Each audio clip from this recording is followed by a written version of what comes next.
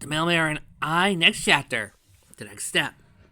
Also note, slowest news day, as apparently word around Derby and I spread around Ponyville. As fast as the sudden plague of cutie-pox came hard facts when citizens saw us walking through town together, like a couple would. We weren't fully aware of the town's interest in us until one day, when I was walking Derby to work, we saw everybody in our direction staring at us, like we were an elaborate parade float. Most of us caught off guard by this, none more so than Derpy. While I was simply confused, she was more than slightly embarrassed. I didn't know ponies' romantic relationships were cause for townsfolk to be noisier than they were before. I didn't know we all cared. I mean, I know of things happen here in Ponyville, unless, it's that time of the week. That seems to be happening less and less, though. I mean, ever since 2 years ago, it feels like since the show ended, a lot of things have been common around here. I should know, I live here.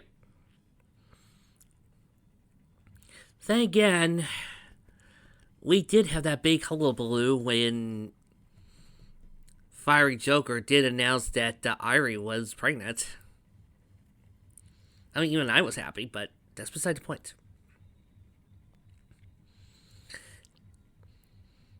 We couldn't go anywhere without the eyes of Ponyville watching our every move. Daily uncomfortable experiences. Walks became like scenes from those creepy horror movies where the happy couple gets killed by some happy stallion in a hockey mask, only without the killing bit. I wouldn't be writing this if that happened. We were the talk of the town. Heck, I was expecting us to end up in the paper. Thankfully that never happened, which certainly shocked me. Even so, despite all of that, our enjoyment of each other never waned. It was simply just an obstacle to get past. After a couple of weeks, the talk and subsequently the stalking became less and less frequent. We were able to go outside without some point pointing at us, shouting, "There they are," or seeing the big eyes of multiple ponies watching us through the bushes in the park. We weren't always together, as we did have our days apart. It was really getting busy in the summer season, and Derpy worked longer hours than usual at the post office. I wouldn't see her for days at a time, and even when I did, she would be exhausted. Hey, Saturdays and Sundays are a thing. I decided that I procrastinated enough and started writing again. It wasn't easy. I started out like I did when I first moved to the town. My brain filled with bad ideas, a trash bin filled with crumpled papers containing those bad ideas.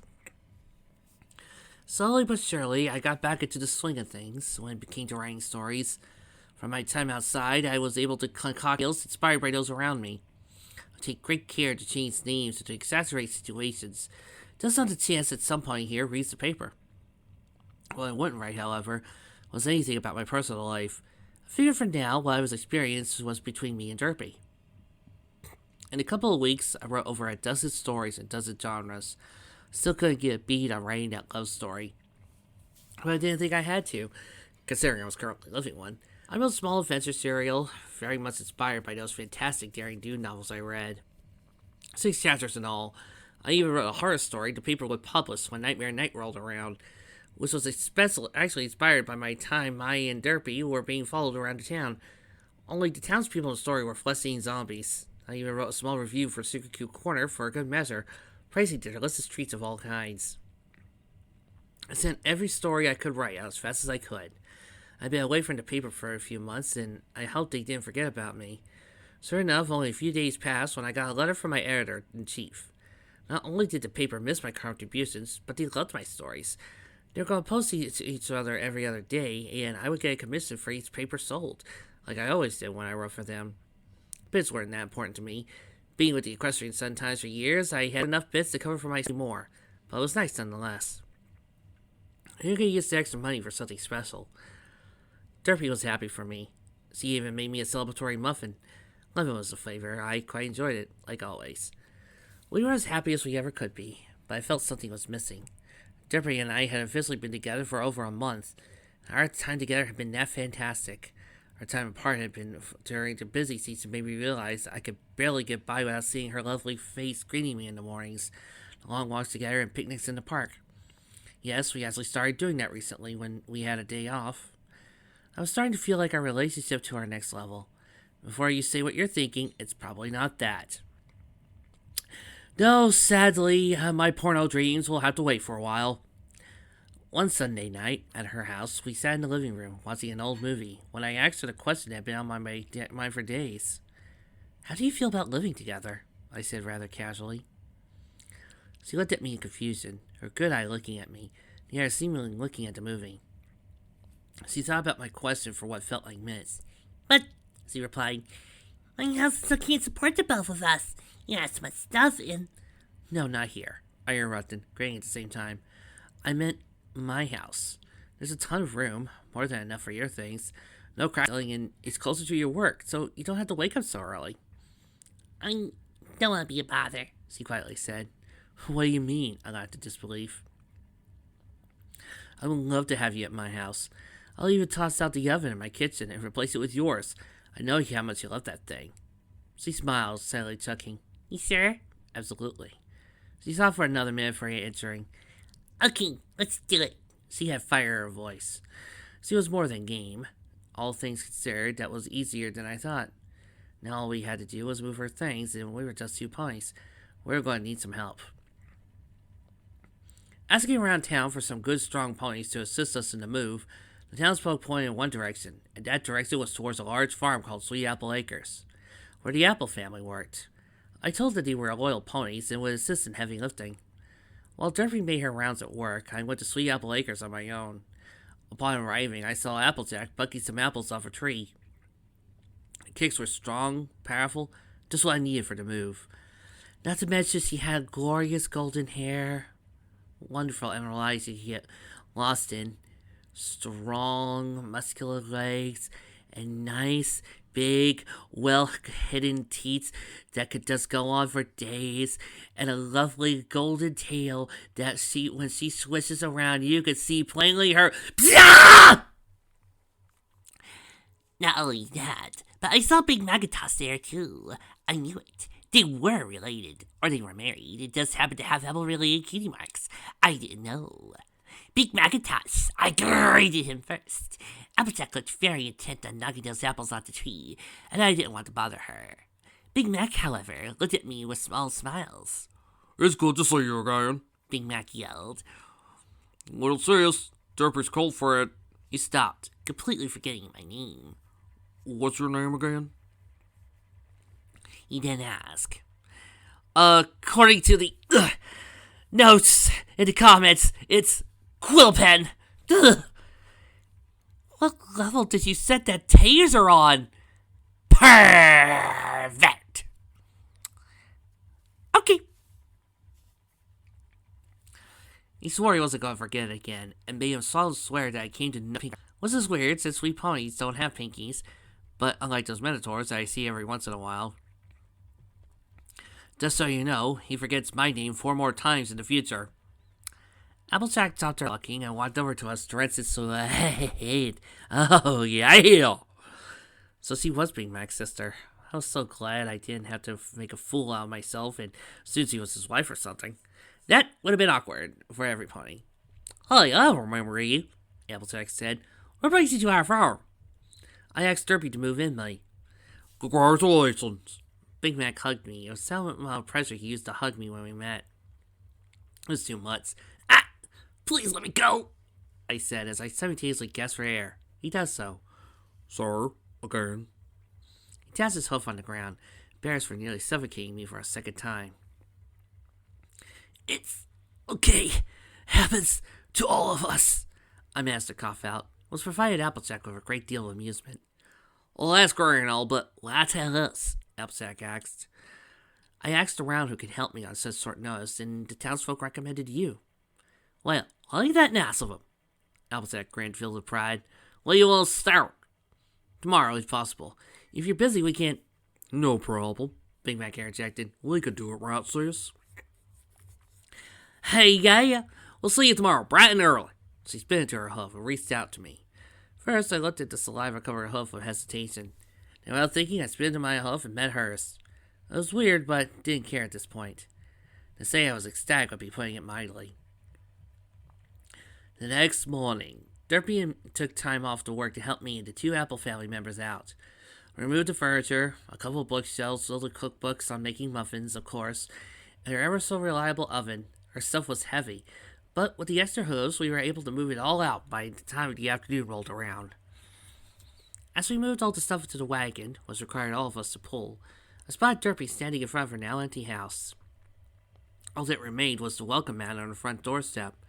I walked to her slowly, to see her looking at the house with sadness. "You okay?" I asked. "I have a lot of memories of this place. Some good, some bad. Even so, I'm gonna miss it." I wrapped my hoof around her shoulder, comforting her, bringing her close to me. She looked at me and smiled. "You sure I can stay at your place?" "Nothing will make me happier," I replied. She leaned up and kissed me gently on the lips. As he grabbed the welcome mat, throwing it into the wagon. We joined Applejack and Big Mac on the front of the wagon, rode her items all the way to my house, where it took mere hours to move her things in. I was grateful to the Appley siblings' help. From then on, became our good friends. "Hey, buddy, since you're good friends with Applejack, would you mind giving me her phone number and what type of date she likes and what's her idea of a good first?" Yahoo! Focus! Yes, Trixie. Derby's first night in my house was an interesting experience. She experiencing what I was back when I first slept in her bed. She looked upon my bed with unease, not sure if I was going to be as comfortable as her old bed. I offered to replace my mattress with hers, as we still had it downstairs, but she was adamant she could do it. She climbed in, draped the covers over her, as she got closer to me. It was amazing to see her finding her groove, like making herself comfortable. Like we always did when I slept at her place, she held on my body like it was a large pillow, resting her head upon my chest. Even though we had done this for a while, I never got tired of it. "How do you like the bed?" I finally asked her. "It's interesting," she said. "It takes some time getting used to." Paused for a few moments, feeling her once again slightly move around the bed.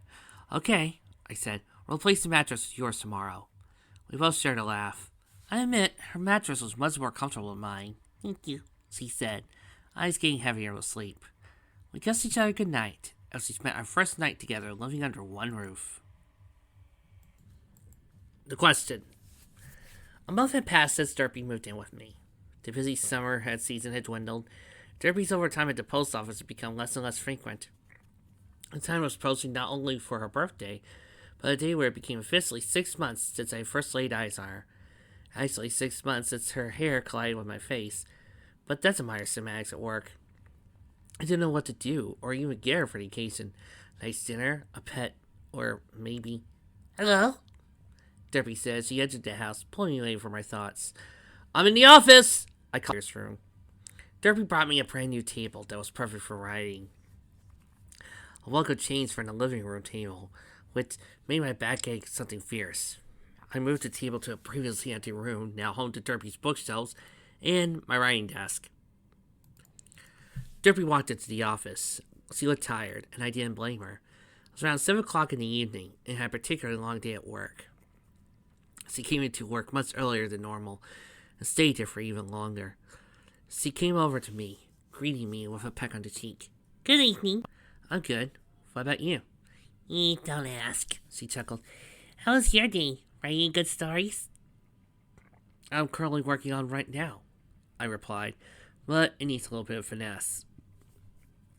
I looked over her, noticed something on the side of her neck. A scratch. It was fresh. "What happened?" I pointed out the injury. She didn't need to look. She knew what I was talking about. "Oh, yeah, it's nothing. Just got too close to a tree branch, that's all." "You should get that cleaned up." "I know." "Don't worry. I've done this before."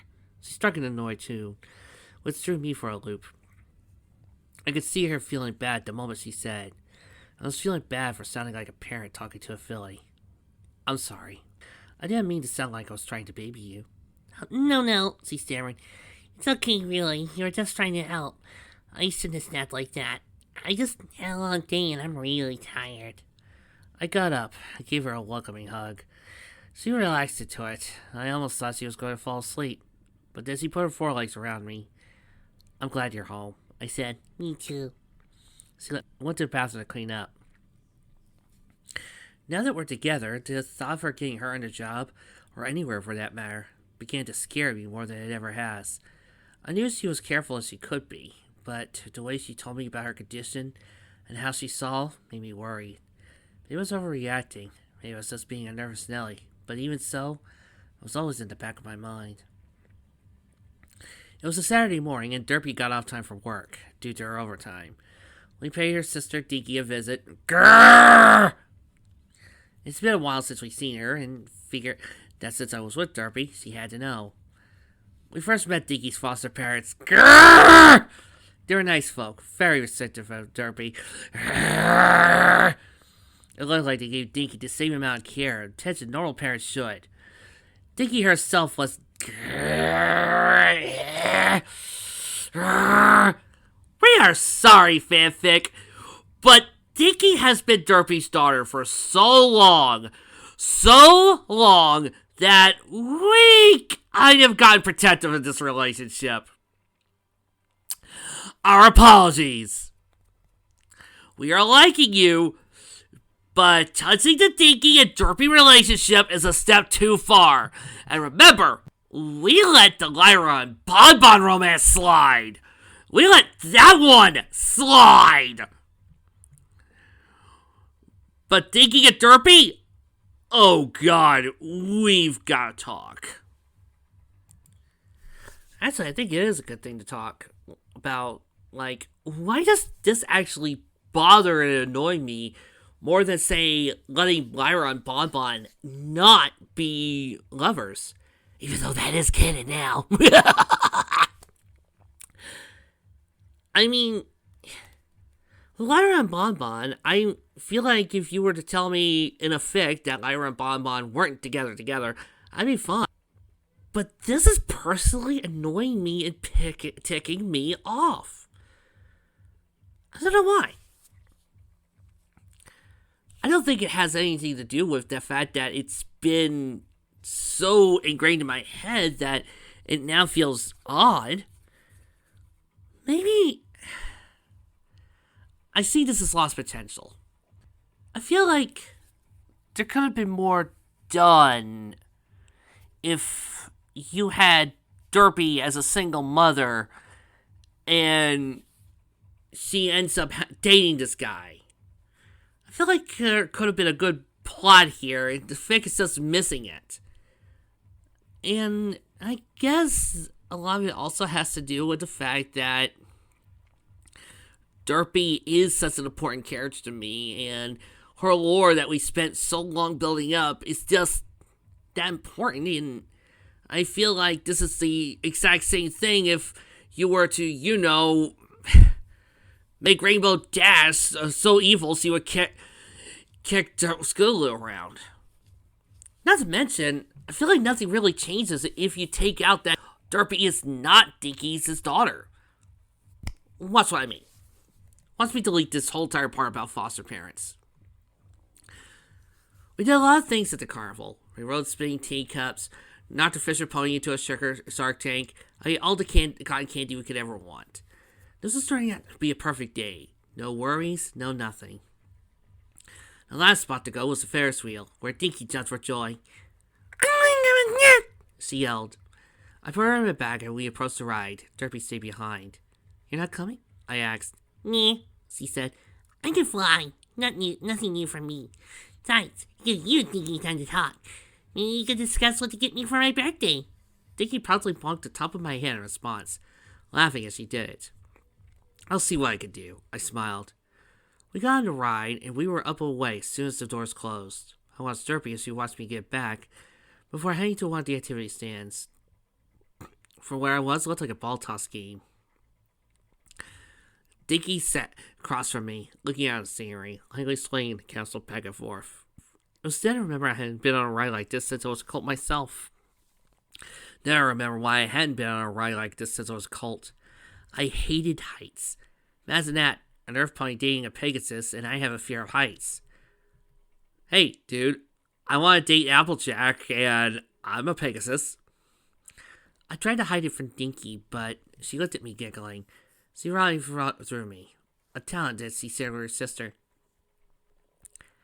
You don't like heights, do you? She cried with a smile. It's not that I don't like heights, it's the capsule rocked, pausing my sentence. Yeah, I don't like heights. Dinky smirked. It's okay. I'm not being heights either. But You let Dirt. I had to stop myself. So used to calling her Derpy, I almost forgot her real name was Ditzy flying around.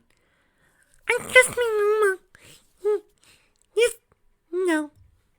I was caught off by guard maturity in Dinky's voice. The playful full-like pony down below became a filly wise beyond her ears up in the sky. I'm glad you're with her. I never seen you so happy. She looked down. The issue was always a sensitive subject. I didn't question it. What about your dad? Is he... He's around. Just nothing mean. I just spoken to him since I got here. I never got a letter. Just doesn't care. Okay. I know I'm deleting the whole entire thing about parents here, but... if your parents are still here... then why did they give you up? So did the courts have something about you being with them? I hate this plot point so much. The rest of the story is perfectly fine and good, and yes, you're having an adult conversation with a filly. But this whole entire thing is just annoying. And I just promised, showed you, I could cut it out, and you guys didn't know it. What is it? You've been with Mama for a long time. I just want to ask, do you love her?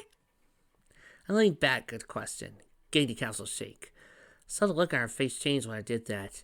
Seemingly interpreting my lean back as my way of saying no. Do you love her or not? I asked again, disappointed and frowned. Yes, I do. Of course I do, I replied. I was just caught off guard by the question. She smirked for all of a second. The next question was troubling her, and I could tell by the look on her face. It was the same look I had when I was on my way to Derpy's house the night I admitted my feelings to her. I'm just wondering, maybe you can mix her? The Ferris wheel started moving again. What? My mind was no longer on the ground, but on Dinky's question. Fix Derpy? What does he mean by that? I didn't know that she was even broken to begin with. Before I could respond to the question, Dinky pointed to her left eye. It was then I knew what she meant. She wanted me to cure Derpy of her condition, to make her normal.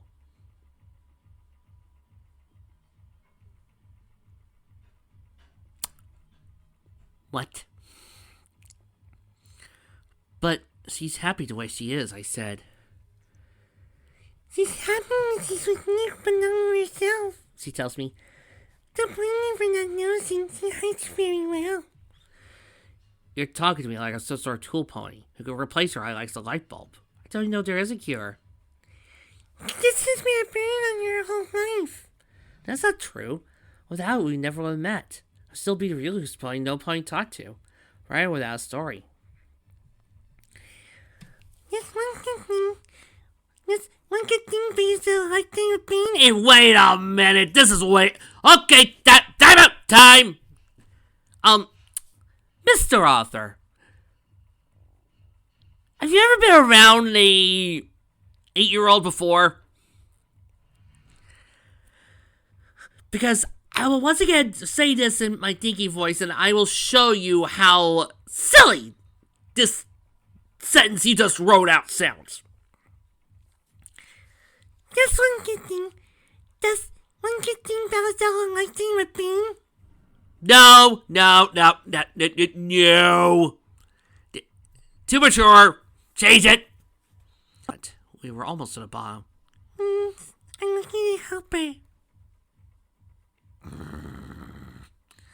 We'll talk. I don't know if I can. Everyone's on the other side. You heard the last thing I said. Can what? I looked back at Dinky. Her look of sadness was completely gone. She looked back to her tearful state in the blink of an eye. It took me a couple of seconds to do the same thing. Garrett, that stuff Ursa and I'm really bad at the game. Derpy smiled. You can't be as bad as I am. Good, give it a try. Okay, let's do it, I said proudly, as I exited the chapel. Dinky halted at Derpy's back as we headed for the gaming area of the carnival. We shared one last look with each other, one of our understanding. wasn't mad at her for bringing up Derpy's disability, far from it. She spoke to me like I was some kind of savior, begging me on her hands and knees to rid Derpy of the affliction that caused her to be an outcast from most of the community. What was in the back of my mind was now at the very front. It wasn't going away. It wasn't going to stop, unless I did something about it. Vic, if you're going to the direction I think you're going, you and I are going to have a long talk.